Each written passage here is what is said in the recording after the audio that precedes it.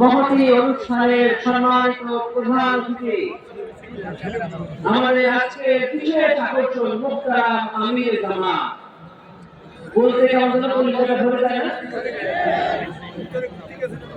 এই মানুষটার চেহারার দিকে যখন তাকাই, এই মানুষটা যখন কথা বলে আমরা দেখি তখন কি মনে হয়? আমরা ছোটবেলায় একটা গান শুনতাম, এমন যদি হতো আমার দেশের শাসক হতো ওমরের মতো, আল্লাহ তাআলা আমাদেরকে সেই সুযোগ দিয়েছেন। ওমর আবু বকরের মতো শাসক নির্বাচিত করার সুযোগ আমাদেরকে আল্লাহ তাআলা দিয়েছেন। এই সুযোগ আমরা এবার হাতছাড়া করতে দেব না ইনশাআল্লাহ। এই স্টেজে যে মানুষগুলো বসে আছে, আমি কিছুক্ষণ ওনাদের দিকে তাকিয়েছিলাম, এরপরে আমি আর তাকাতে পারিনি। আমি এই প্রত্যেকটি মানুষের চেহারার মধ্যে একজন মানুষকে দেখতে পাচ্ছি।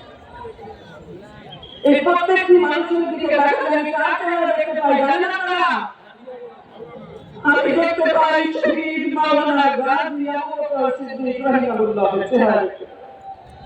আমি এই প্রত্যেকটি মানুষের টুপি দাড়ি রুমালের মধ্যে ওই মানুষকে দেখতে পাই।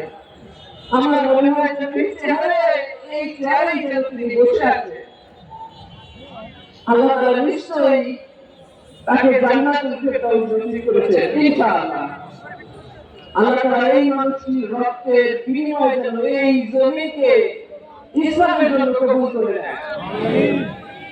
এই মানুষ যারা এই দিনের জন্য কাজ করে, সততার জন্য কাজ করেছে, তাদেরকে যেন আল্লাহ কবুল করে।